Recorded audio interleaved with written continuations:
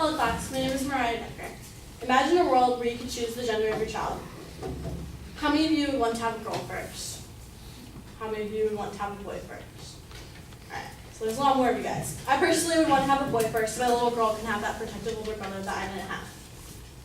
Well, according to Central Intelligence Agency in 2013, the sex ratio of male to female is 105 to 100. I know what you're thinking, that doesn't seem like that big of a deal. But if you can choose the gender of your baby, there is a great chance that ratio will become very imbalanced. Nature already favors boys, and if more people want them, then bye-bye girls. Now realize that gender selection is possible. According to Baby Center website, it is possible thanks to advancements in fertility treatments that allow doctors to create and identify embryos of certain sex. This all started to weed out the chance of disease to be passed to your children. Then doctors saw the difference in embryos of boys versus girls. Now they use this method for gender selection. My claim is choosing the sex of your child will negatively affect society. This is problematic because of my 3 secondary claims that I will further explain momentarily. But first, gender choice will discriminate against people. Second, you'll be playing God. And last, gender choice interferes with the natural way of conceiving a child. My first claim that gender selection will discriminate against others. Some of these people include other genders, the poor, the fact that you must already also have a child of the opposite sex that you want. Gender selection will discriminate against other genders because if a family wants a boy, others may wonder what's wrong with the lovely girl you have. Even society can change your view on which gender, whether it's based on statistics and averages or the superiority of a gender like in China. According to USA Today, Chinese tradition prefers boys. They carry the last name, they take care of their parents once they get old, and they're also very independent. They also have a one-child policy. Because of this, the parents want a boy, so they go and they get an ultrasound, and when they find out if it's a boy or a girl, they normally end up aborting it if it's a girl. 36 of the abortions are due to the fact that they actually want to have a boy child. In 1982, the ratio was 107 boys to every 100 girls. Then in 1995, it rose to 130 boys for every 100 girls. Society can influence us greatly. Gender selection will single out the rich from the poor. If gender selection becomes a new fad, then the poor can't afford it. According to CBS News, it costs one family $18,480 for this procedure to be done. This is a whole new level of discrimination against the lower class for not being able to choose their child's gender. Say if you want a firstborn boy, here's a few of the drawbacks to the procedure. You must already have a child of the opposite sex. You also must be married according to Baby Center. So if you're single and you're childless, you can't do this procedure. My second claim is that with gender selection, you'll be playing God. By this I mean that you'll want to start by choosing the gender. Then as science advances, you'll want to start changing the child's physical features, and you'll want to choose which parent's intelligence the child gets as well. We want to design our child like we all designed American Girl dolls in the 90s.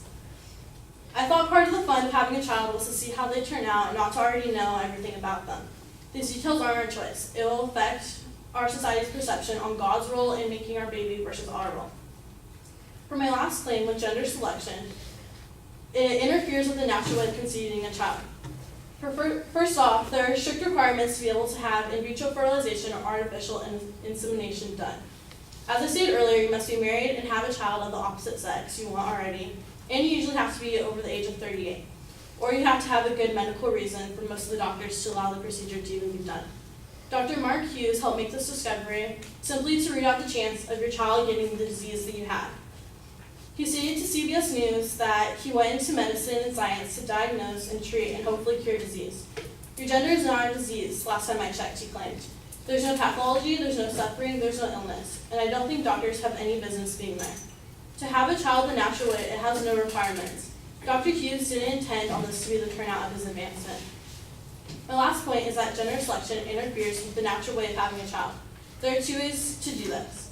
One of the ways, according to Baby Center, is an in vitro fertilization, where the woman takes fertility drugs to stimulate her ovaries, releasing multiple eggs. The eggs are then removed and fertilized with sperm in a petri dish.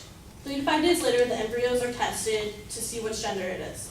The gender that you want of the child, the embryos are put back in her uterus with catheter.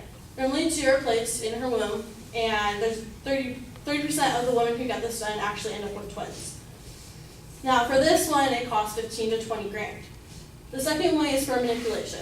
According to Dr. Zaros, the sperm is placed in a special test tube where the male sperm swim downward and the lower female sperm are ran out by the male sperm. There's an 80% chance of getting a boy if that's what you wanted, and there's a 72% chance of getting a girl. This one only costs $1,495, but that's just for the sperm sorting, and then you have to pay for the intrauterine insemination, which also would cost a few grand more.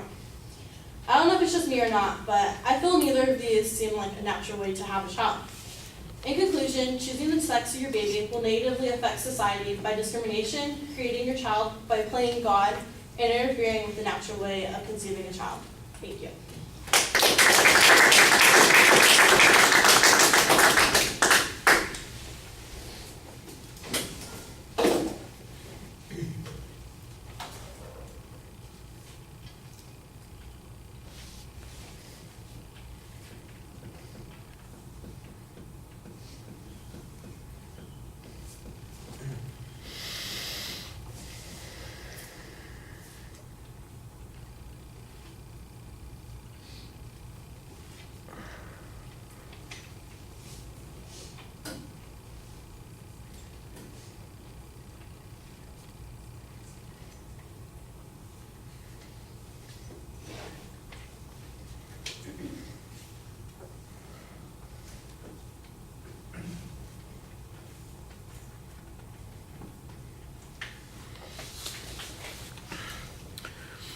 All right, the visualization in the audience survey to get our attention was fine. The statistic about the ratio of men to women being born, I thought that worked pretty well as a good justification for talking about this in the first place.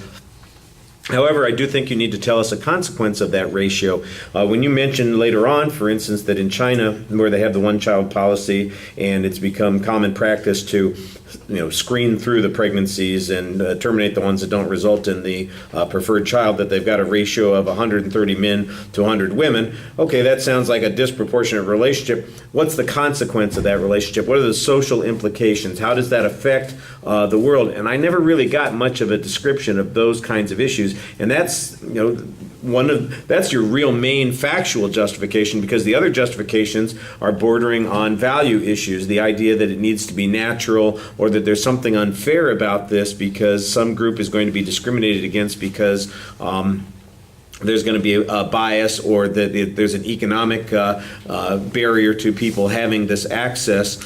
I think that those are, like I said, if they're not factual claims, they are almost value claims. And if they're not value claims, they are pretty darn close. I thought that you did a pretty good job citing the evidence for the most part, explaining the basic concepts of the subject. Like I said, except for the risk of the disproportionate amount of children of one's gender or the other. Although you did a good job setting up why that, what's happened in places where they do have this kind of ability to make those decisions.